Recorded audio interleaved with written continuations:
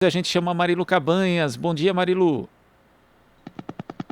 Oi, Glauco, bom dia quem está acompanhando a gente aqui no Jornal Brasil Atual. A gente vai falar sobre uma explosão dentro dos galpões de beneficiamento da mineradora Imeris, que ocorreu no último dia 6 em Barcarena, no estado do Pará, e o impacto na saúde das pessoas que vivem nas comunidades próximas a essa empresa multinacional francesa. Vamos conversar agora com a Daniela Pantoja, ela que é jornalista, representante do Movimento pela Soberania Popular da Mineração, MAN, e do Movimento Tapajós Vivo, MTV, de Santarém, no Pará. Olá, Daniela, bom dia, prazer em recebê-la. Olá, Marilu, bom dia a todos os telespectadores e ouvintes, né, do Brasil, do programa. E eu quero agradecer pela oportunidade de compartilhar um pouquinho sobre uma realidade muito triste, infelizmente, que aconteceu na nossa região, assim, no estado do Pará, né, em si. Daniela, bom, na noite que ocorreu a explosão aí, né, nos galpões de beneficiamento, enfim, da mineradora Ímeris, as pessoas viram aí uma fumaça branca, sentiram um cheiro forte, né, de produto químico, foi um ácido altamente tóxico, não é isso, Daniela?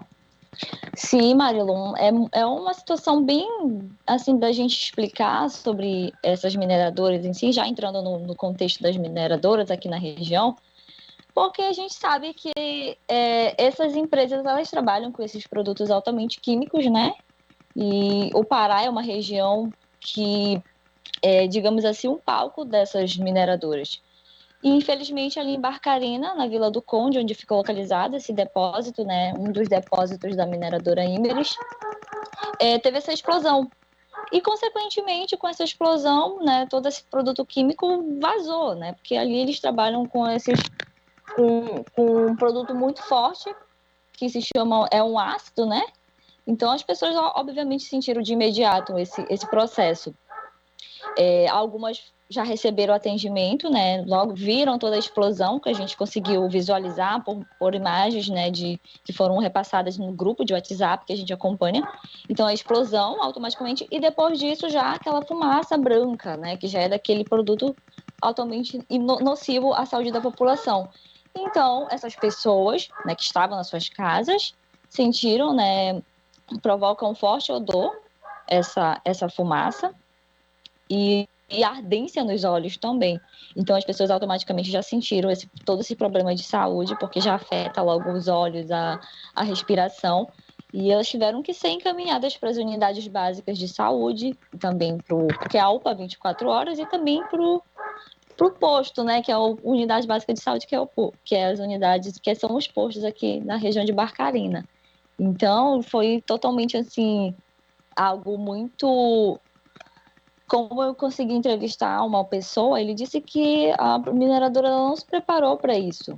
A gente sabe que isso pode acontecer, obviamente, né? Porque você está no meio de uma cidade, no meio de um bairro, né?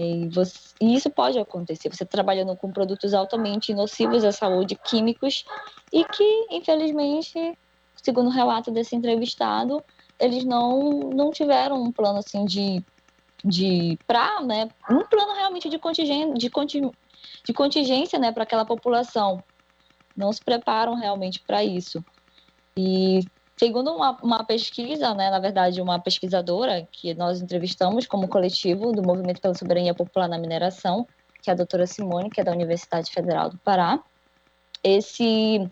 essa composição lá, também conhecida como hidrosulfito de sódio, ela tem enxofre na sua composição química.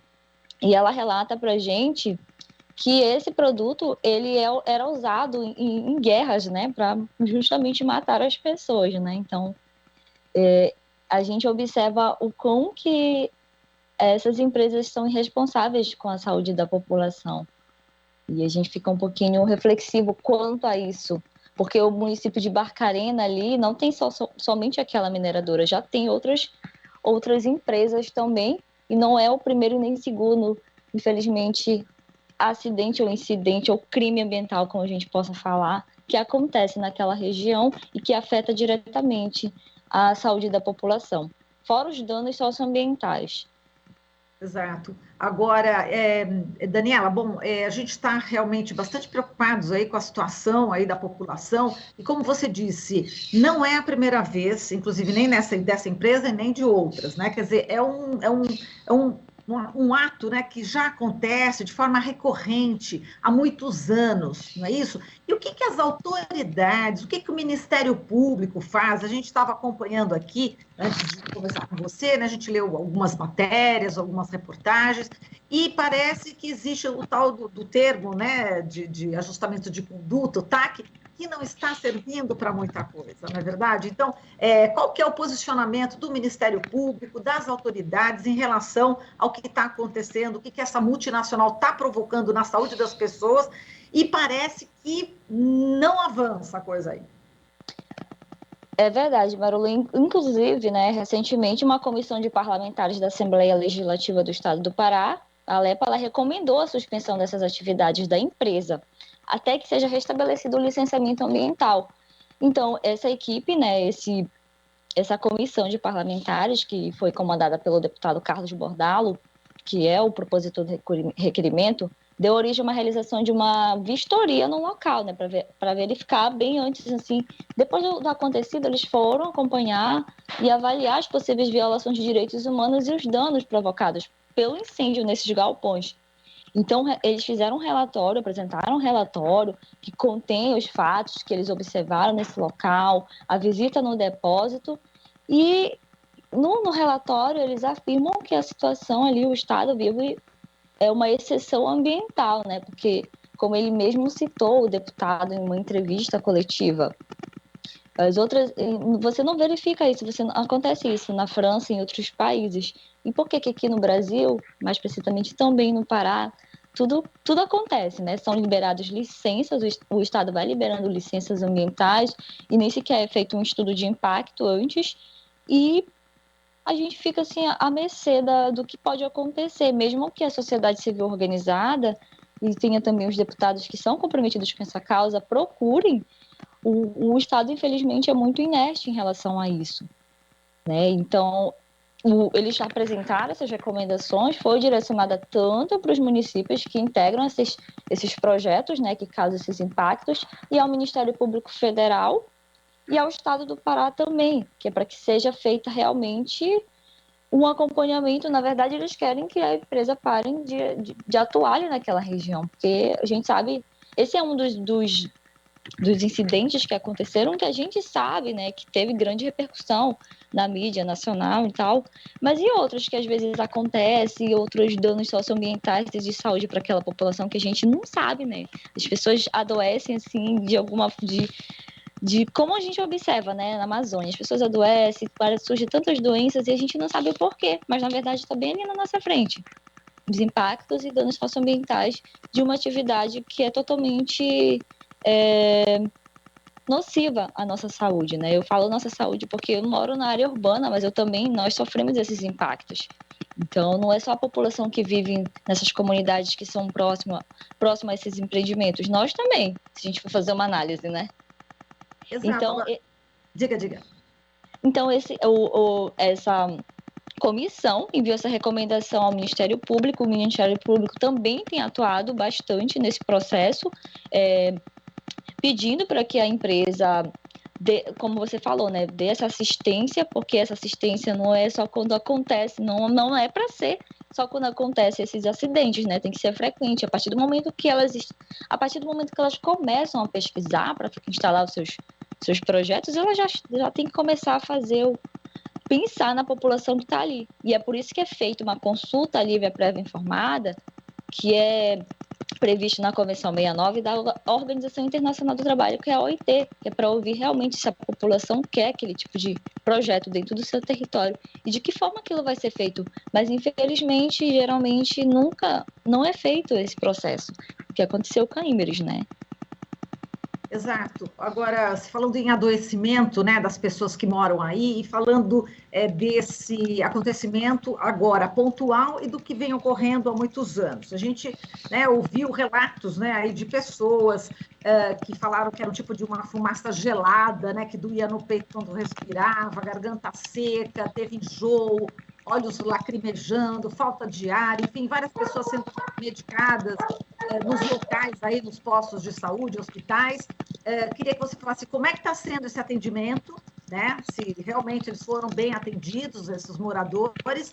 E também essa questão, existe o momento em que aconteceu, né? Esse fato. Só que pode existir essa questão crônica também, de muitos anos expostos, né? Há tantos anos expostos essa química, né? Que está se exalando aí por essa multinacional. E os pesquisadores estão realmente muito preocupados e é preciso fazer realmente muitas pesquisas para saber, né, o efeito, quão profundo está sendo nesses moradores, né, Daniela? Isso, olha, em relação a essa assistência, pelo que a gente acompanha, tem sido feita uma assistência, né, para essas pessoas nas unidades.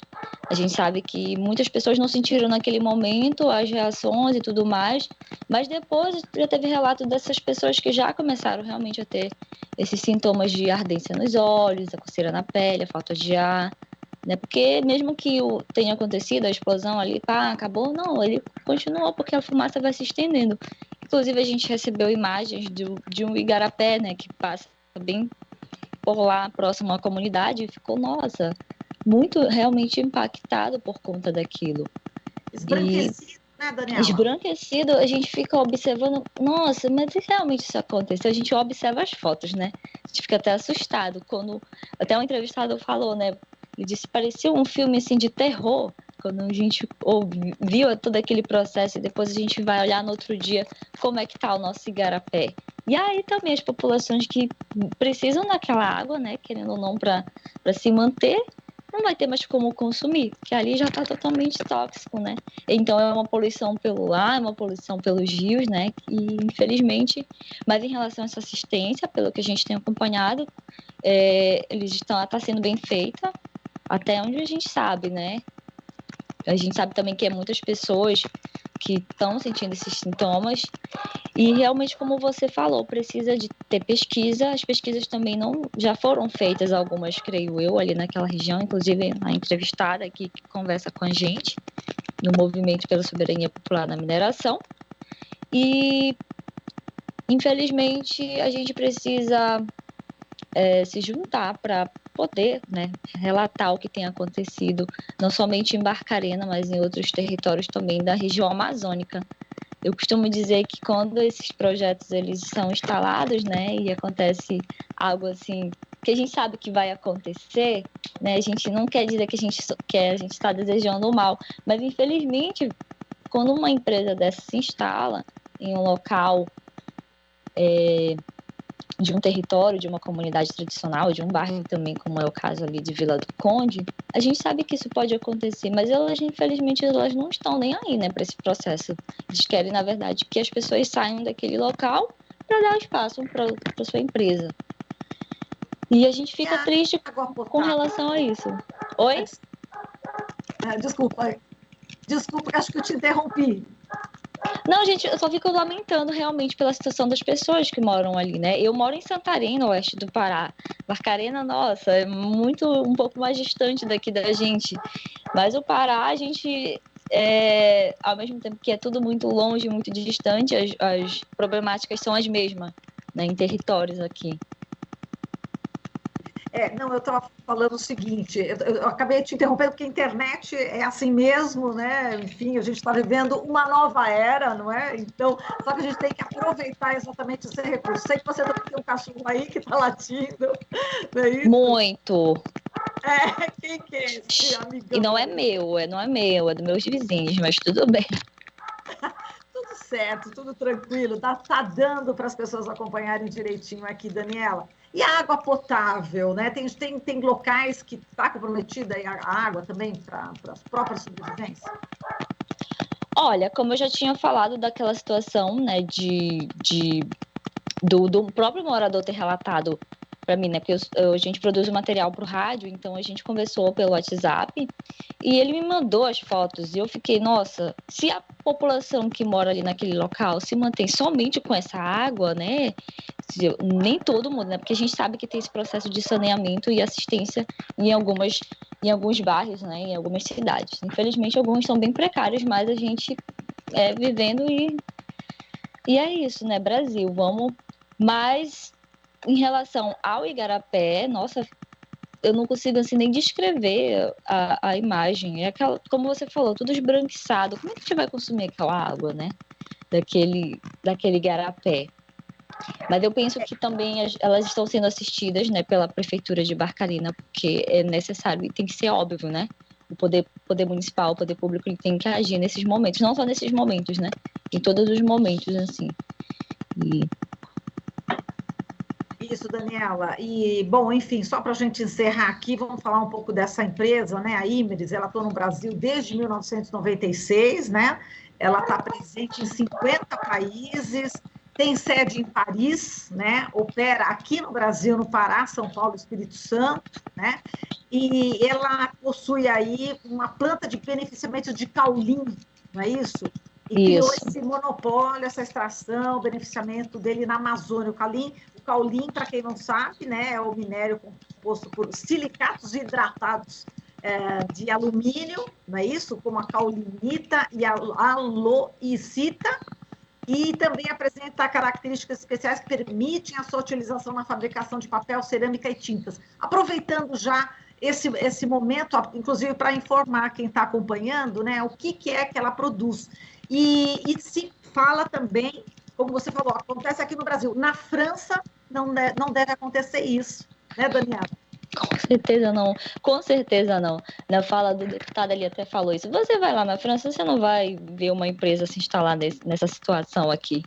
Então, como você falou, ela exporta, né, ao mercado internacional esse produto e a gente nem fica com, às vezes a gente nem não sabe nem o que é o produto, a mineradora tá no local, mas a gente não sabe nem a população às vezes não sabe nem qual é o produto que ela faz e tudo mais. E às vezes nem somos beneficiados com esse produto, infelizmente, como é o caso de outras mineradoras aqui na região, que tudo é exportado para fora, grande parte desses produtos, e a gente fica aqui realmente, infelizmente, com os danos socioambientais e de saúde. Então é necessário realmente que o poder público, o governo federal, todo esse âmbito político e também a sociedade civil organizada se mobilize para a gente poder fazer alguma coisa. E dizer que aqui na Amazônia nós não somos um quintal, nós somos um coração de mãe, né, que recebe todo mundo. Mas não é de qualquer forma que tem que ser feito, né? Não é tudo assim, bagunçado, né? Chegar aqui, vai, tira o produto e leva para fora. Não. É bem nesse processo mesmo que a gente avalia. A gente tem que aprender muito com os povos indígenas. A gente nem falou ainda das suas raízes, né? Enfim, mas a gente, numa próxima oportunidade, vai conversar de novo com ela. A gente tem muito a aprender aí com os povos indígenas, né? Com certeza. Os povos indígenas e as comunidades tradicionais ribeirinhas aqui da região quilombolas, eles nos ensinam muito todos os dias. E eles são os defensores e defensoras, né, dessa grande floresta que nos mantém. Muito bem. Daniela, foi um prazer conversar com você. Muitíssimo obrigada. Você é muito jovem, você tem quantos anos? Eu tenho 26 anos, eu sou jornalista, né? Me formei em 2017, 4 anos. Que maravilha. Olha, foi um prazer conversar com você, viu? Um forte abraço e vamos continuar aí te dando aí a solidariedade necessária, né? Que vocês precisam, esse apoio, né? De nós aqui que estamos aqui em São Paulo, mas com os olhos e o coração voltados aí para a Amazônia, com certeza, viu, Daniela?